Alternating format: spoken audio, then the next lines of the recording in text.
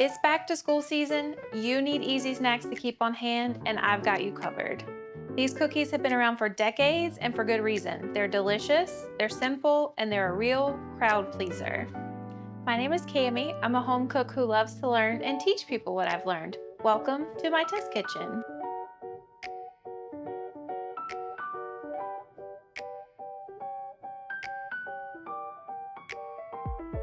My version of this recipe does not include peanut butter, which I strongly dislike.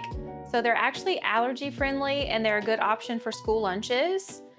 Most no-bake cookie recipes include peanut butter and use it as a sort of binding agent. So it was a little challenging to find recipes that didn't use it.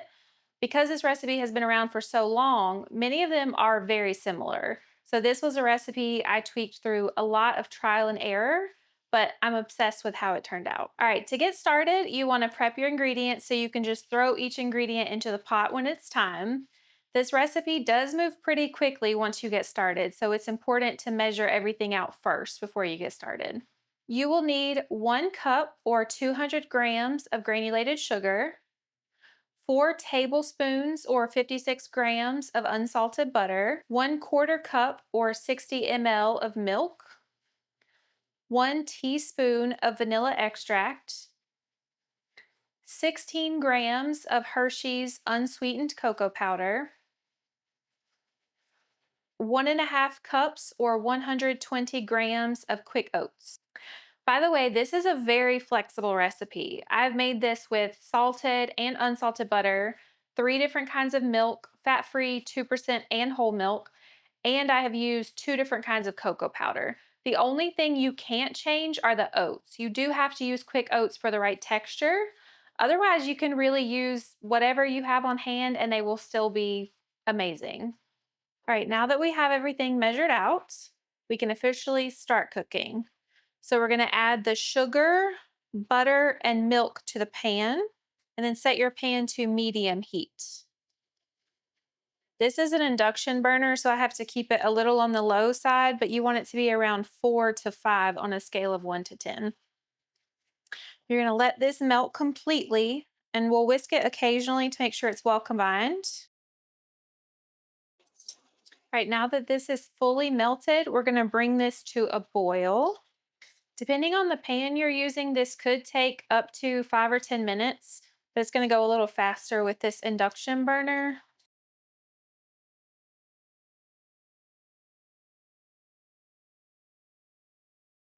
As soon as this hits the boil, you need to watch this closely, and we can go ahead and stop whisking. Just let it come to a boil and make sure you have a thermometer. We want this to reach 225 to 230 degrees Fahrenheit, but do not let it go past 235. If you don't have a thermometer, you can do this with time. So once it comes to a boil, you want it to go for about 2 minutes straight. And I would start that at this point. So starting how it looks right now, boil it for exactly 2 minutes and then you can take it off. But we have a thermometer, so we're going to go by that. It's definitely more accurate. All right, it's at 227, and I can hear that the bubbles have quieted down quite a bit. So we're going to go ahead and turn off the heat. If you're on an electric stove or a gas stove, you want to take it off the heat completely. We're going to add in our vanilla and our cocoa powder. Go ahead and whisk that in.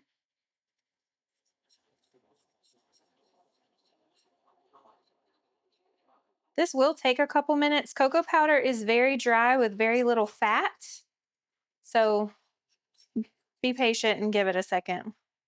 You want the cocoa powder to be fully hydrated and not lumpy.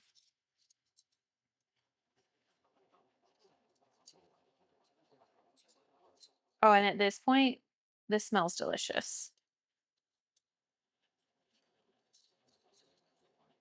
By the way, this is not a kid-friendly recipe. Boiling sugar is extremely dangerous. You can get serious burns from boiling sugar, a lot worse than water, so please be careful. Now that the cocoa powder and the vanilla are fully mixed in, we're gonna add our oats. We can get rid of our whisk. We're going to switch to a spatula. And you just want to fold these in.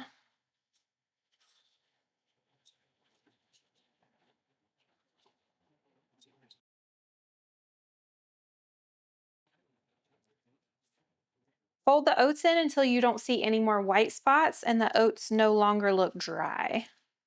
Just give it a double check, make sure you've got everything.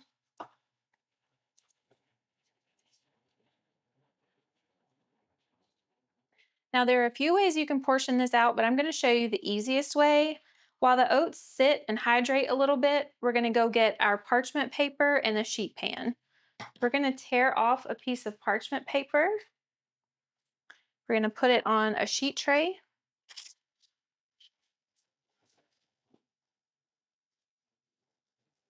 Then you're going to grab a cookie scoop.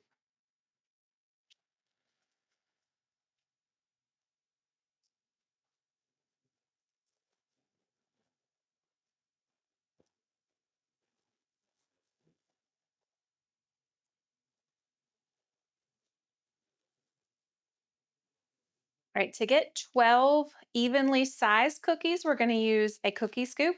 This is a standard size cookie scoop, which I believe is 1.5 tablespoons. It is, it says it inside. So we're just going to scoop the mixture directly out of this pot, and we're just going to plop it onto the parchment paper. Man, this smells so good. The whole kitchen smells unbelievable right now.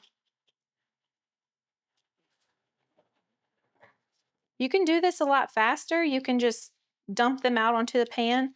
I like to use the back to even them out a little bit to try to make prettier circles, but it doesn't matter.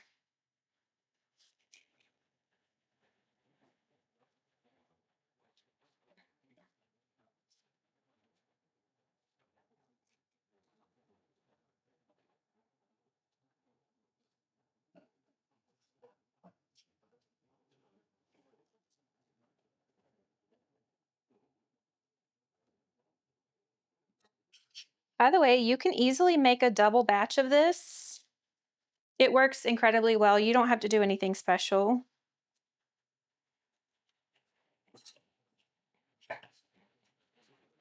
Actually, I texted my family a few minutes ago and said, "Does anybody want no-bake cookies?"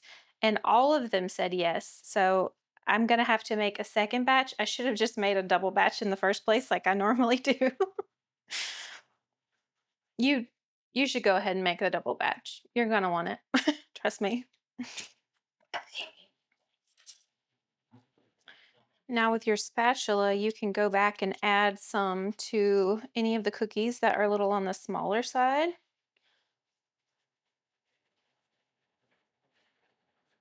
Try to make sure they're all the same size.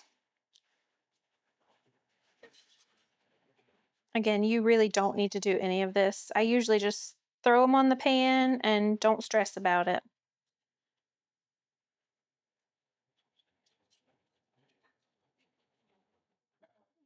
All right. These look great. I recommend leaving these uncovered for a little while, at least 30 minutes to an hour. Otherwise, condensation will form and ruin the texture of the cookies. You can stick this pan directly into the fridge to let it cool. They need to cool for at least an hour to be solid enough to eat, but you really want to leave these for at least 2 to 3 hours. And after 1 to 2 hours, you can transfer them to another dish, and then you can store them in the fridge for up to a week or so. I think these are best within 5 days, but they're good up to a week for sure. These are also really good to keep on hand for little snack attacks. And they're also a really good option to take to something like a cookout or a family dinner. And they freeze really, really well. So let them cool completely and then place them in a single layer on a pan just like this. And then let them flash freeze for a couple hours. And then you can take them off the pan, transfer them to a container or a freezer safe bag. Just make sure that whatever you're using is freezer safe and airtight so they don't dry out. And then they'll stay good in the freezer for a few months. They're really good out of the freezer. They're a little bit crunchy. I really like them. Or you can just let them thaw at room temperature for about 10 minutes and they taste just like fresh. I'm gonna go pop these in the fridge for a little bit and then we'll do our taste test. All right, now for our taste test.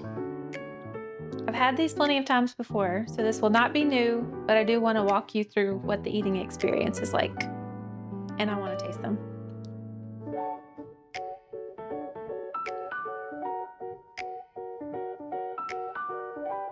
Mm. These are so good. They're very sweet, so if you don't like really sweet desserts, you can either cut the sugar a little bit or try another recipe. They are very sweet. It's a good sweet, I think. They're very soft. They don't get super hard or super crunchy. You do get a little bit of texture from the oats, which I really, really like. Otherwise, they would be boring, all one texture.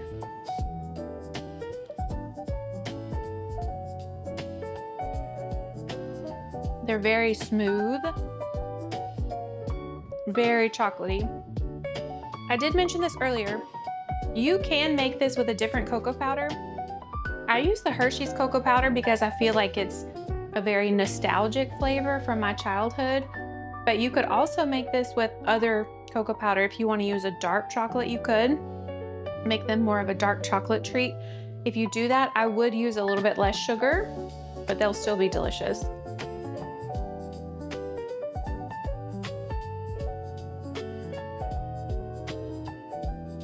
I highly recommend washing these down with milk. This is the perfect cookie for milk. I think it's necessary. That is a killer combo. I love these.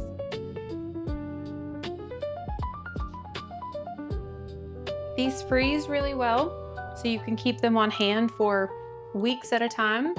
You can also take them to a potluck. They will hold up really, really well if they're sitting out for a little while. I highly recommend these. These are absolutely delicious. They're super easy. They last a long time. They taste incredible. You should really make these. And I've already eaten a whole one that fast.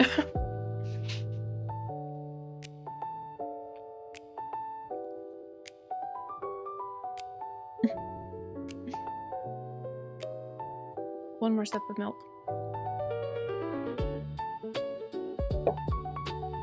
I hope you make these. I think you'll really enjoy them. Your kids will absolutely love them. Let me know in the comments if you try these out and what you thought. And I'll talk to you soon. Happy baking!